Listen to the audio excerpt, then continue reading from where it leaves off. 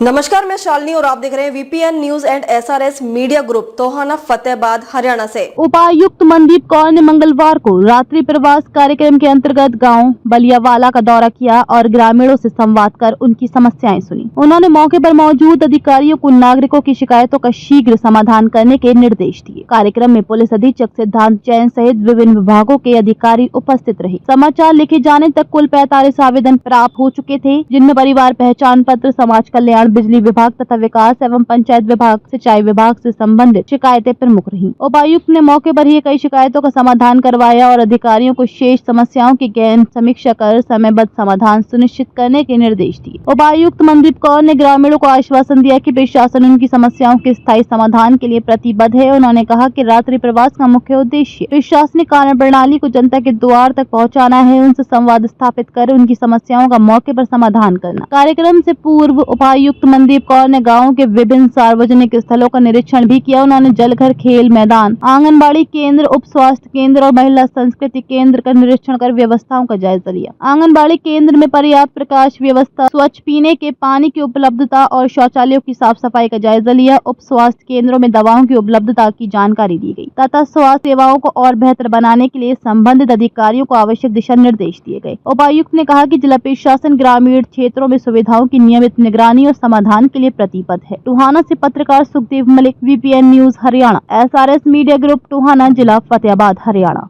हम तीनों विधानसभा में यहाँ अपनी सब डिविजन्स में हम अलग अलग जाते हैं। दतिया में हमारा सबसे पहला रात्रि ठहराव था, फिर फतेहाबाद में और उसके बाद अब हमारा टोहाना में है और नेक्स्ट हमारा ब्लॉक वाइज चल रहे हैं। नेक्स्ट हमारा जाखल में करेंगे। तो हमारे पास इस वक्त ज़्यादातर एक तो बिजली से संबंधित शिकायतें ज़्यादा हैं और गांव के छोटे मोटे काम हैं। एक बच्चों का सीनियर सेकेंडरी बनाने का डिमांड था और एक बच्चों को यहाँ पे प्लेग्राउंड चाहिए।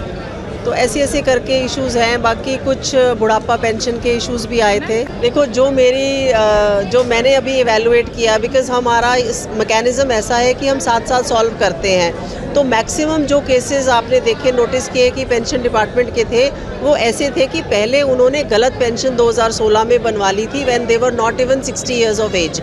तो फिर वो कैंसिल हो गई है उनकी। तो उसके बाद फिर दोबारा बनेगी और उसमें फिर क्या होता है कि अगर आप कम उम्र में पेंशन ले लेते हो तो फिर उसके रिकवरी होती है। तो वो प्रोसेस है। बट अभी जो इश्यूज़ अभी आए हैं वो सॉल्व हो चुके हैं और जल्दी ही इनकी पेंशन लग जाएगी। और अभी जैसे रिसेंटली अभी पता लगा है कि कुछ केसेस में ऐसा हो गया है कि कोई अनवांटेड फैमिली मेम्बर जो कि उस फैमिली का नहीं भी है, वो गलती से जुड़ गया है, तो वो भी हम करेक्ट कर रहे हैं। गाँव में स्टेडियम तभी बन पाता है अगर पंचायत के पास ज़मीन हो, जगह हो। और कुछ गाँव में कुछ पंचायतों के पास ज़्यादा ज़मीन होती है तो वहाँ हम प्रोवाइड कर देते हैं। हमारे पास इक्विपमेंट का प्रावधान रहता है, वो हम प्रोवाइड करते हैं। बट जब जगह ना हो तो उसको तो थोड़ा देखना पड़ेगा कि क्या है। अच्छा, एक ग्राउंड बहुत बड़ा है, बहुत साफ़ भी है, वो हमने देखा है और वहाँ पे जिस तरीके की घास की ग्रोथ है और वहाँ पे वो जो क्रिकेट के विकेट्स लगे होते हैं वो भी लगे हुए हैं, बच्चे खेल रहे हैं वैसे।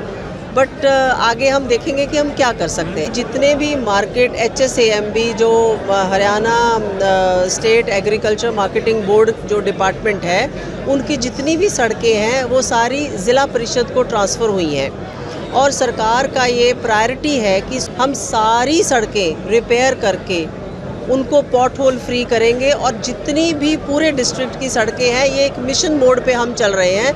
मतलब 3 से 4 मीटिंग्स मैं ऑलरेडी कर चुकी हूँ और आगे भी हर हफ्ते मैं इसको रिव्यू कर रही हूँ। हाँ, 15 जून तक हमारा ये टारगेट है कि हम सबको क्लियर कर देंगे। आज बहुत ही हर्ष का विषय है कि हम लोग पहली बार, मैं और डीसी मैडम बलियाला गांव में आज रात्रि ठहराव के लिए पहुंचे हैं। सभी ने बहुत मान सम्मान दिया और लोगों की शिकायतें सुनने का और उनका निदान करने का मौका मिला।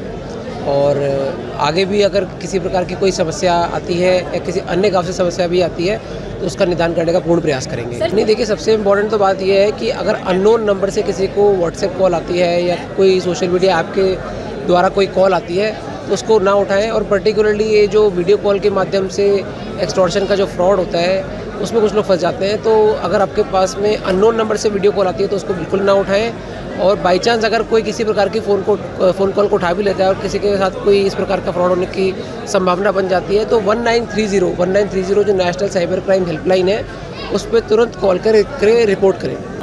पैदल गश्त तब करेंगे सर? टोहाना में पैदल गश्त बस मतलब जल्दी से जल्दी करने का प्रयास करेंगे। मुझे कुछ अभी हफ्ता 10 दिन ही हुआ है जिले में आए हुए, कई जगह मैं जा चुका हूँ और अगले 3-4 दिन में डेफिनेटली टोहाना में।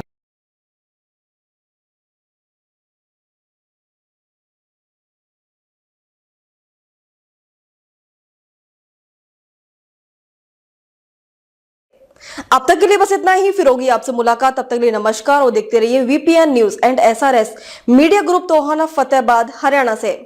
ऐसे ही लेटेस्ट अपडेट पाने के लिए हमारे चैनल को सब्सक्राइब करें और तुरंत नोटिफिकेशन पाने के लिए बेल आइकन प्रेस करना ना भूलें। यदि आप हमें फेसबुक या इंस्टाग्राम के माध्यम से देख रहे हैं तो हमारे पेज को फॉलो जरूर करें। धन्यवाद।